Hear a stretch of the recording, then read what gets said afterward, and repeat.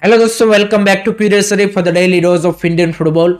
तो सबसे पहले बात करनी है इंडियन नेशनल फुटबॉल टीम के बारे में, बिकॉज खतरे की घंटी अब बज चुकी है एंड अभी कुछ अगर नहीं किया गया देन नेक्स्ट 3 to 5 years में इंडियन नेशनल टीम एशिया में भी शायद टॉप 30 या फिर टॉप 25 रैंकिंग में नहीं होगी। बिकॉज जिस तरह से हमारे आसपास वाले जो लोअर रैंक कंट्री है, चाहे वो साफ नेशंस हो चाहे आसियान कंट्रीज हो, they are making a good progress.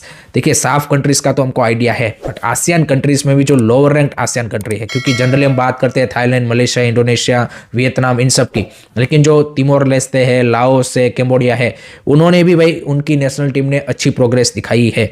अब देखिए 2014 में आप देखिए तो आसियान कंट्रीज के सारे कंट्रीज, चाहे वो थाईलैंड, मलेशिया, वियतनाम, सब कोई हमारे से पीछे था। लेकिन ये 10 साल में वियतनाम हमसे आगे निकल गया, थाईलैंड आगे निकल गया, Malaysia, Indonesia on the verge to take over us in maybe 1 years, वो हमसे काफ़ी आगे होंगे। अब आप देखिए रिसेंटली जो आसियान फुटबॉल चैंपियनशिप चल रही है उसमें कैम्बोडिया, तिमोर लेस्ते, लाओस, इन सब की परफॉर्मेंस देखिए अगेंस्ट मलेशिया, वियतनाम, इंडोनेशिया के सामने, कि जिनके सामने इंडियन नेशनल टीम गोल मारने के लिए भी स्ट्रगल कर रही है, वहां पे वो मैच जीतने की कंडीशन में आ रहे हैं, गोल मार रहे हैं, they are putting up a good fight, quality goal मार रहे हैं। ऐसा नहीं है कि भाई यहाँ पे लकी गोल मार दे रहे हैं, प्लेयरों की क्वालिटी के हिसाब से आप देखिए उन्होंने गोल मारे हैं। And that is the indication कि अगर इंडियन फुटबॉल के स्टेक होल्डर्स अभी यहाँ पे जगह नहीं देन बहुत देर हो जाएगी। ऑनेस्टली स्पीकिंग, आप देखिए साफ कंट्रीज में हमने देख लिया कि they are bringing origin player, quality players. ASEAN countries भी कहीं ना कहीं उस डायरेक्शन में भी आगे बढ़ रही है, अपने वहाँ पे भी डेवलपमेंट के ऊपर फोकस कर रही है। And I think near future में आपको ये बहुत जल्द देखने को मिलेगा कि शायद वो इंडिया से आगे निकल जाएंगे। तो आई थिंक AFF एंड बाकी स्टेक होल्डर्स को it's a wake up time, and I think government, sport ministry, someone has to you can say कि intervene in this thing. Otherwise I don't see कि भाई इंडियन फुटबॉल अगर ऐसी हालत जो अभी है ऐसे ही आगे कंटिन्यू रहा नेक्स्ट 2-3 years के लिए, then definitely this country will be ahead of us and that's the big trouble for us. Let me know guys, आप क्या सोचते हो, आपके क्या ओपिनियन है, जरूर कमेंट सेक्शन में बताइए। नेक्स्ट बात करनी है कल खेले गए East Bengal versus Odisha FC match के बारे में, क्योंकि काफ़ी कंट्रोवर्शियल भरा ये मैच रहा due to the refereeing decision. And ऊपर से ईस्ट बंगाल पहले इंजरी से स्ट्रगल कर ही रही थी, एंड मैच के दौरान भी उनके की प्लेयर में मेहदी तलाल को एक सीरियस इंजरी हो चुका है। जिस तरह की इंजरी हुई एंड स्ट्रेचर से उसको बाहर लेके गए, आई थिंक मेरे को लगता है कि उसका सीजन शायद ये खत्म हो चुका है, that will be the big trouble. Diamantakos already injured चल रहे हैं, उनका भी बताया जा रहा है कि भाई कुछ ही यहाँ पे क्या बोलते हैं कि मैचेस इस सीजन के वो खेल पाएंगे। हेक्टर यूथ से इंजर्ड थे उनके, साउल क्रेस्पो इंजर्ड है, सो आई थिंक ऑस्कार बुजन के लिए वो सारी ट्रबल तो चल ही रही थी। ऊपर से इस मैच में आप देखिए कि वो जो जिक्सन कार्ड सिंह को यहाँ पे जो कार्ड दिखाया गया, red card due to second yellow, that second yellow was completely nonsense and Diego Mauricio को should be awarded with the Oscar award. 100% उसको ऑस्कार अवार्ड मिलना चाहिए। बंदे ने क्या एक्टिंग की है, मतलब यहाँ पे कोई भी उसका हैंड स्विंग नहीं हुआ था, ऐसा कुछ नहीं हुआ था, लेकिन उन्होंने जिस तरह की एक्टिंग की, रेफरी कन्विंस हो गया and that second yellow card has been given, जो कि कंप्लीटली रॉन्ग डिसीजन था। एंड सोशल मीडिया पे फैंस आर रिएक्टिंग ऑब्वियसली कि भाई यहाँ पे VR लाओ, ये सारी चीज़ें लाओ, लेकिन this is the story. Refereeing standard has to improve, उसमें कोई डाउट नहीं है। एंड उसके लिए और ज़्यादा मेरे को लगता है कि AFF को, लीग ऑर्गेनाइजेशन को, रेफरिंग पार्ट ज़्यादा AFF के पास ही है। So I think they need to work better, because I don't think so कि इससे को यहाँ पे मतलब इंडियन फुटबॉल को भी कुछ हेल्प नहीं हो रही है, एंड कहीं ना कहीं आपके लिए भी काफ़ी ज़्यादा एक ये यू कैन से कि डिसअपॉइंटिंग थिंग है। बिकॉज आप देखिए कि लीग की क्रेडिबिलिटी, इंडियन फुटबॉल की क्रेडिबिलिटी के लिए आपको ऑल फेयरनेस में मैचेस है। मैं नहीं बोल रहा कि रेफरिंग डिसीजन गलत नहीं होंगे हियर एंड देयर, उसमें कोई वो वाली चीज़ नहीं है, वो तो हर जगह पे होते हैं, लेकिन आई थिंक कंसिस्टेंसी होनी चाहिए, एक बेटर इंप्रूवमेंट हमें दिखना चाहिए। बट ये अक्रॉस दी, ऐसा नहीं कि सिर्फ ISL में हो रहा है, अक्रॉस दी लीग्स इस तरह के रेफरिंग डिसीजन देखने को मिल रहे हैं। एंड जितना काम होना चाहिए उतना काम होता हुआ honestly speaking on refereeing part हमें नहीं दिखता है। So I think they need to step up. बाकी अगर हम मैच की बात करें तो first half was brilliant and I think Odisha FC created some 2-3 good chances. Isak का आई थिंक वो एक पोस्ट पेड किया, जेरी का एक हेडर वो पोस्ट पेड किया, so they created a couple of chances. But second half में with 10 men East Bengal responded very well, and no doubt वो जो पहला गोल आया लालचुंगनुंगा का, उसमें अमरिंदर पाजी ने बिल्कुल ही उस सिचुएशन को मेस्ड अप कर दिया एंड ग्रेट अपॉर्चुनिटी दे दिया। East Bengal takes the 1-0 lead with the 10 man. So I think कहीं ना कहीं वहाँ से लग रहा था कि भाई उनके लिए होप बनी है, बट उसके बाद ओडिशा ने रिस्पॉन्ड बेटर किया एंड जेरी का वो बेहतरीन गोल, वहाँ पे भी आई थिंक प्रभशुकर ने गलती कर दी, otherwise that could been easily saved अगर वो उसको एंटिसिपेट बेटर तरीके से करते हैं। एंड दूसरा गोल जो आया, I think that was a brilliant goal from Hugo Boumous, left side से रहीम अली का बेहतरीन क्रॉस एंड 2-1 की crucial victory for Odisha FC. Now they again get back into the top 3। दूसरी साइड जो ईस्ट बंगाल एक चाहता था मोमेंटम बने, वो कहना कि ब्रेक हो चुका है एंड ऑस्कार लुजोन के लिए एट द मोमेंट तो मेरे को लगता है कि जो सबसे बड़ा प्रॉब्लम है वो है उनके की फॉरेन प्लेयरों की injury and January transfer window में कौन कौन से रिप्लेसमेंट लाते हैं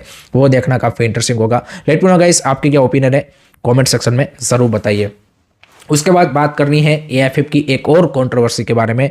तो भाई महाराष्ट्र एंड मुंबई के जो जितने भी छोटे क्लब्स एकेडमीज हैं उन्होंने एएफएफ के सेक्रेटरी जनरल को एक लेटर लिखा है रिगार्डिंग रिसेंटली जो यहाँ पे क्लब्स एकेडमी का एक्रेडिटेशन हुआ एंड उसमें किस तरह से जो है बायसनेस एंड अनफेयर डिसीजन दिए गए हैं उसके रिगार्डिंग। क्योंकि ये जो क्लब्स एसोसिएशन ने मतलब महाराष्ट्र के जो क्लब्स एकेडमी है उन्होंने लेटर लिखा है, उसमें उन्होंने मेंशन किया है कि जो अभी next under 13, 15, 17 AFF youth league होने वाली है उसमें एएफएफ ने क्राइटेरिया रखा है जिनके पास एएफएफ की 2 स्टार एकेडमी का एक्रेडिटेशन मिला है वही इस यूथ लीग में पार्टिसिपेट कर सकता है। बट कुछ ऐसे एकेडमी है कि जिसको यहाँ पे विथआउट पासिंग दैट क्राइटेरिया भी यहाँ पे अलाउ कर दिया गया है, कोई एक स्टार वाली एकेडमी को भी अलाउ कर दिया गया है। तो ये जो सारे महाराष्ट्र के क्लब एकेडमीज है उनका ये कहना है कि हमें भी एक स्टार के साथ खेलने दिया जाए एंड जो एक्रेडिटेशन में भी जो प्रोसेस है उसमें भी कंप्लीटली मतलब बायस तरीके से हुई है कि जहाँ पे लास्ट ईयर तो पहले आपने एक्रेडिटेशन किया ही नहीं जबकि वहाँ पे 30,000 फी थी, अब सडनली आपने नेक्स्ट ईयर 60,000 यानी कि डबल फी कर दी एक्रेडिटेशन के लिए। फिर टाइमलाइन काफ़ी कम दिया था, फिर जो कंडीशन है वो सारी चीज़ें फुलफिल करने के लिए आपने काफ़ी हार्ड टर्म्स एंड वो रखे, जबकि कुछ एकेडमीज को अलाउ कर दिया। तो वहाँ पे कम्प्लीटली करप्ट मैनर में ये जो सारी एक्रेडिटेशन प्रोसेस है ये हुआ है, उनका ऐसा एलिगेशन है from the Maharashtra clubs and academies. तो I think AFF in you can say ki big mess I would say because this is reality and I think they need to find solution. They need to you can say कि communicate in a better way, in a more transparent way with the clubs academies जो कि all around the India work कर रहे हैं। आप किसी को favour कर रहे हो उस तरह से कर रहे हो, बट जैसे मैंने पहले भी बताया कि जिस तरह की situation at the moment AFF की है, आप बोल सकते कि ये एक मरा हुआ मुर्दा ही है, इससे उससे और कुछ चीज़ें नहीं है। Everything is dead, nothing is happening on the right path and that is the current reality. बाकी लेट्स सी किस तरह से एएफएफ रिस्पॉन्स करता है एंड क्या इस क्लब्स एंड एकेडमीज को अलाउ करते हैं वो देखना इंटरेस्टिंग होगा। लेट मी नो गाइस आपकी क्या ओपिनियन है, कमेंट सेक्शन में ज़रूर बताइए। नेक्स्ट उसके बाद बात करनी है इंग्लैंड के फॉर्मर कैप्टन एंड आर्सेनल के लेजेंड सोल कैम्पबेल ने रिसेंटली इंडिया विजिट पे आया है। वो टाटा स्टील के ग्लोबल ब्रांड एम्बेसडर है एंड उनसे जब पूछा गया कि भाई इंडियन फुटबॉल के डेवलपमेंट के लिए क्या क्या चीज़ें करनी चाहिए, तो उन्होंने बोला कि इंडिया जैसे कंट्री को जो फोकस करना चाहिए वो बैलेंस एक उनको फाइंड करना चाहिए between the right investment on the top level and also right focus on the grass root development. उन्होंने बोला कि आप सिर्फ यहाँ पे टॉप लेवल पे मनी पुट इन करेंगे और प्लेयरों को अट्रैक्ट करेंगे तो उससे यहाँ पे आपकी सिस्टम सस्टेनेबल नहीं बनेंगे। उन्होंने सऊदी का एग्जांपल दिया, एमएलएस का एग्जांपल दिया कि अगर आपको लॉन्गर वे में सस्टेनेबल वे में आगे बढ़ना है then you need to focus on grass root talent identification, better coaching and उन सब के ऊपर भी फोकस करना पड़ेगा। बट अनफॉर्चुनेटली हम सबको पता है कि करंट इंडियन फुटबॉल की जो सिनारियो है या फिर जो भी स्ट्रक्चर है, इकोसिस्टम है, उसमें जो सारा मनी पंप इन किया जा रहा है वो अपर लेवल पे ही है एंड वो सारी चीज़ें, सारा जो मनी है वो यहाँ पे प्लेयरों की सैलरी में ही 90% मनी एट द मोमेंट जो इंडियन फुटबॉल में पंप्ड इन हो रहा है वो उसी डायरेक्शन में आगे बढ़ रहा है। So I think we need to find balance कि जहाँ पे ग्रास रूट के लिए भी right amount of investment and ये सारी चीज़ें हो, ऐसा उनका मानना है। बाकी आप क्या सोचते हो बता दीजिए कमेंट में। उसके बाद बात करनी है आईएसएल के आज के मैच के बारे में जो कि है between Jamshedpur FC versus Punjab FC. दोनों टीमों के लिए this is a really crucial game because Jamshedpur अगर ये मैच जीतता है they will again get back into the top 6 and last match उन्होंने मोहम्मदान को 3-1 से हराया है। दूसरी साइड पंजाब एफसी के लिए भी ये इंपॉर्टेंट मैच है टू बी इन टॉप 3। अगर आज का मैच वो भी जीतते हैं दे will be in again top 3 and वो एक सील्ड की रेस में बने रहेंगे। एंड उन्होंने भी अपना लास्ट मैच मोहम्मदान को ही हराया है 2-0 से। तो दोनों टीमें मोहम्मदान को हरा के आ रही है एंड एक कॉन्फिडेंस दोनों टीमों में है। But obviously Punjab FC is looking more and more dangerous जिस तरह से उनकी परफॉर्मेंस इस सीजन रही है। सो आई थिंक एक कांटे की टक्कर होगी, Jamshedpur playing at their home, so एक वो एडवांटेज यहाँ पे खालिद जमील की टीम के पास है। But I think I am expecting a very close match and I am seeing a score line of 2-1 in favour of Punjab FC. That's my prediction. Late me know guys आपका क्या prediction है, comment section में जरूर बताइए। उसी के साथ Kerala blasters cricket regarding एक खबर आ रही है कि उन्होंने अपने जो लेफ्ट बैक है नाउचा सिंह, उनको एक लॉन्ग टर्म कॉन्ट्रैक्ट दे दिया है टिल 2028।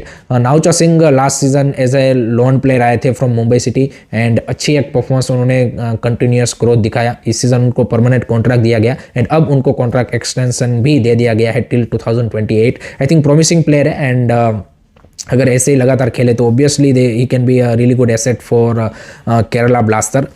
लास्ट में बात कर लेते हैं आई लीग के बारे में। तो आई लीग में पहले भाई आइजोल एफसी के लिए एक बुरी खबर आ रही है। आइजोल एफसी के ऊपर एएफएफ ने नेशनल प्लेयरों का रजिस्ट्रेशन बैन लगा दिया है क्योंकि आई थिंक कुछ प्लेयरों की मे भी सैलरी या फिर ऐसा कुछ रीजन होगा, तो इसके चलते अब Aizawl FC at the moment तो कोई प्लेयर को रजिस्टर नहीं कर पाएगा। बट अगर वो सारी पेमेंट्स ड्यू जो है मे बी वो क्लियर करते हैं then they will be allowed.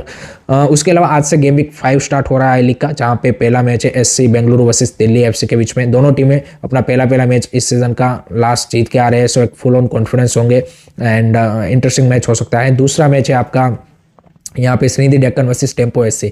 इन दोनों टीमों ने अपना लास्ट मैच हार के आ रहे हैं, सो उनके लिए भी this very very important game, particularly Dempo के लिए to be in to the title race. Sreenidi के लिए भी सेम सिनारियो है, सो एक इंटरेस्टिंग बैटल दोनों ही मैचेस में हमें देखने को मिल सकती है। लेट मी नो गाइस आपके क्या प्रेडिक्शन है इस मैचेस के बारे में, जरूर कमेंट सेक्शन में बताइएगा। So that's it from my side guys regarding today's Indian football news. I hope कि आपको वीडियो पसंद आया होगा। Please don't forget to like share and subscribe जय हिंद, जय भारत।